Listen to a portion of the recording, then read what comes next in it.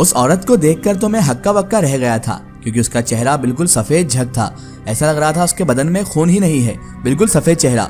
और जब मैंने उसकी आंखें देखी तो मैं उसकी आंखें देखकर तो ठिठक कर रह गया, क्योंकि उसकी आंखें बिल्कुल सफेद थी। उसकी आंखों में तो पुतलियां ही मौजूद नहीं थी, और उस औरत के चेहरे पर साथ साथ कोई तासुर भी नहीं था। ऐसा लग ही नहीं रहा था कि वो औरत जिंदा हो, बल्कि ऐसा लग रहा था ये तो चलती फिरती लाश है, या कोई भूत या चुड़ैल। मेरे इस ठिठकने की वजह से वो औरत दूसरे कमरे का दरवाजा खोलकर उस कमरे में दाखिल हो गई। मैं फुर्ती के साथ उस औरत के पीछे लपका और मैंने भी कमरे का दरवाजा खोला और उस औरत के पीछे पीछे उस कमरे में दाखिल हो गया। मगर ये क्या, कमरा तो बिल्कुल खाली था। उस औरत का तो नामो निशान तक कमरे में नहीं था। अभी चंद लम्हे पहले ही मेरे सामने वो औरत दरवाजा खोलकर इस कमरे में दाखिल हुई थी, लेकिन जब मैं इस कमरे में दाखिल हुआ तो उसका औरत तो नामो निशान यहाँ पर मौजूद नहीं था। वो औरत आखिर कहाँ चली गई? मैंने उसके बाद अपने शक को यकीन में बदलने के लिए कमरे को चारों तरफ से घूमकर देखा, लेकिन कमरे में तो इस दरवाजे के सिवा कोई और दरवाजा ही नहीं था। तो फिर वो औरत गई कहाँ? और इस कमरे में अब दूसरा दरवाजा नहीं तो वो औरत कहाँ गायब हो गई? और तो और इस कमरे में कोई खिड़की भी नहीं थी कि जहां से कूद के कोई भाग सके। कमरे में तो सिर्फ एक ही दरवाजा मौजूद था, जिससे मैं अभी फिलहाल अंदर आया था। अब तो मेरी हवा टाइट हो चुकी थी। खौफ से मेरे माथे से पसीना जाहिर होने लगा था। आखिर वो औरत कहाँ गई और वो औरत थी कौन? मेरा दिल तो सीना तोड़कर बाहर आना चाहता था। ऐसा लग रहा था मेरा दिल अभी बाहर आ जाएगा। मैंने अपने आप को पुरसुकून करने के लिए चंद लंबी लंबी सांसें ली। फिर मैंने उसके बाद इस कमरे का जायजा लेना शुरू किया। ये एक छोटा सा कमरा था जिसका सिर्फ एक ही दरवाजा मौजूद था।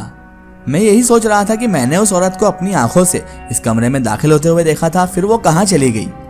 फिर मुझे ध्यान आया कि हो सकता है इस कमरे में कोई खुफिया रास्ता तो नहीं। फिर मैंने कमरे का गौर से जायजा लेना शुरू किया। ये कमरा शायद मुताले के लिए इस्तेमाल किया जाता होगा, क्योंकि यहाँ पर बहुत सारी किताबें और अखबार रखे हुए थे। मैंने मेज पर रखा हुआ अखबार उठाया। जैसे ही मैंने वो अखबार उठाया तो ताज्जुब होने लगा, क्योंकि अखबार बिल्कुल ताज़ा लग रहा था।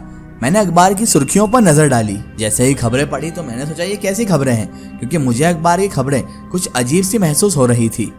फिर मैंने अखबार की नोट पर नजर डाली। मेरे खुदा, इस पर तारीख डली हुई थी, और तारीख देखकर मेरा दिमाग चकरा गया। 17 जुलाई 1817। यह 150 साल पुराना अखबार था, वो भी इतनी अच्छी हालत में।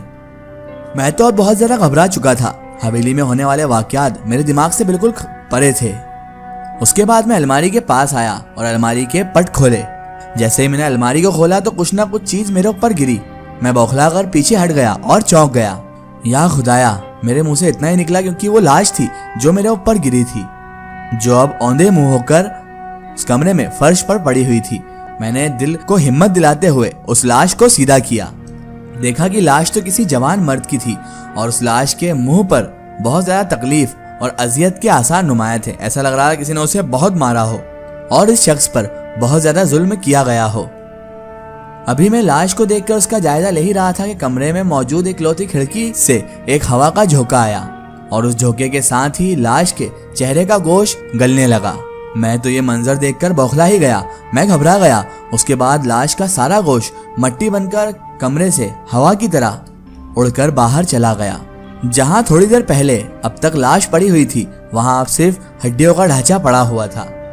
मुझे तो अब बहुत ज्यादा खौफ महसूस हो रहा था, क्योंकि ऐसी ऐसी चीजें मेरे साथ गुजर रही थी जो मैंने अपनी जिंदगी में कभी नहीं सोची थी। फिर अचानक मुझे चिड़चिड़ाहट की आवाज आई और कमरे का दरवाजा ऑटोमेटिकली अपने आप बंद हो गया। मैं तो लपक कर दरवाजे तक पहुंचा और मैंने दरवाजे को खोलना भी चाहा, लेकिन दरवाजा मेरी लाख कोशिशों के बाद भी ना खुला। ऐसा मालूम हो रहा था जैसे बाहर से किसी ने दरवाजे की कुंडी लगा दी हो। तभी मैं जोर से चीखा, कौन है, दरवाजा खोलो। और जोर जोर से मैं उस दरवाजे को पीटने लगा, उस पर दस्तक देने लगा। मैंने तभी गुस्से से कहा, देखो तुम जो कोई भी हो, शराफत से दरवाजा खोल दो, वरना अच्छा नहीं होगा तुम्हारे लिए। मैंने धमकी दी तो मेरी धमकी के जवाब में मुझे बाहर से एक नस्वानी कहकहा सुनाई दिया, और उस कहकहे की आवाज से मेरा गुस्सा और ज्यादा बढ़ गया। मुझे ऐसा लगा कोई मेरे साथ ये मजाक कर रहा है।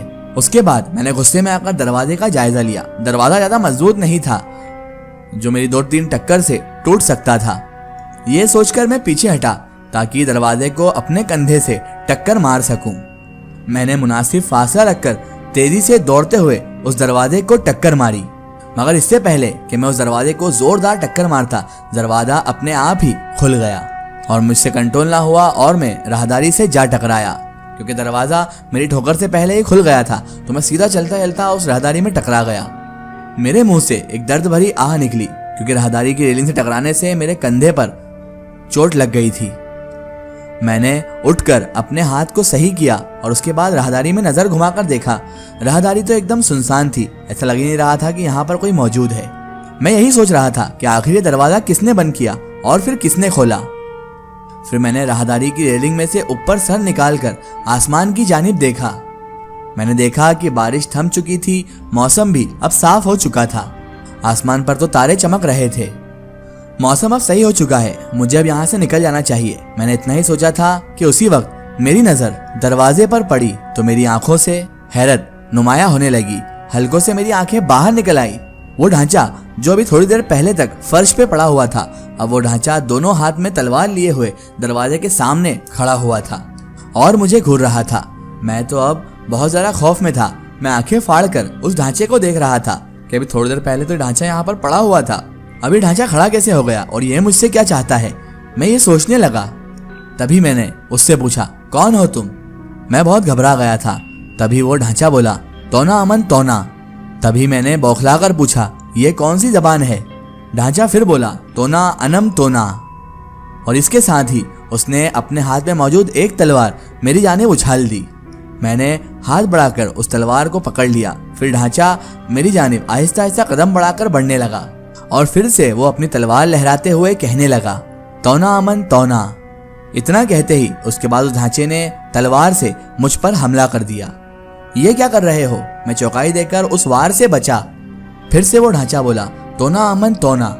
ढांचा जोर से चीखा और बड़ा वहशियाना अंदाज ने उसने मुझ पर हमला कर दिया।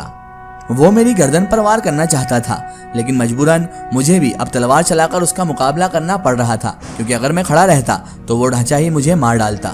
मैं तो अब मुसलसल यही सोच रहा था कि इस हवेली में आखिर हो क्या रहा है। क्या ये हवेली आसेफ ज़दा है या तो फिर कोई शख्स मेरे साथ कोई खेल खेल रहा है। बहरहाल जो भी हो, लेकिन अब मैं इस हवेली से जल्द बाहर जाना चाहता हूँ। मगर यहाँ से जाने के लिए शायद मुझे इस ढांचे को हराना होगा। मैं संजीदगी के साथ उस ढांचे का मुकाबला करने लगा। वो ढांचा बड़े ही वहशाना अंदाज में मुझ पर हमले कर रहा था और मैं हमलों को रोककर उसे हराने की कोशिश कर रहा था। लड़ते लड़ते हम हॉल तक आ गए थे, जहां पर हवेली का मरकजी दरवाजा था, जिससे गुजरकर इस रात को ही मैं इस हवेली में दाखिल हुआ था। यही वो मनहूस दरवाजा था। हम दोनों को लड़ते लड़ते काफी देर हो गई। अब मेरे बाजू थकने लगे थे, क्योंकि मैं एक इंसान था और वो एक वहशी दरिंदा। मैं इतनी थकन महसूस कर रहा था, मगर वो ढांचा उसी जोशो खरोश के साथ अभी भी लड़ रहा था।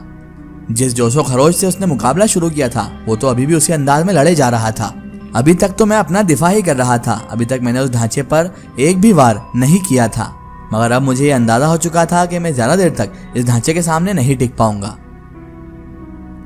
आखिर क्यों ये ढांचा मुझसे लड़ रहा था और इन सब चीजों के पीछे क्या वजह थी, और अब मेरा ये ढांचा क्या हल करने वाला था, ये जानेंगे हम इसके अगले पार्ट में।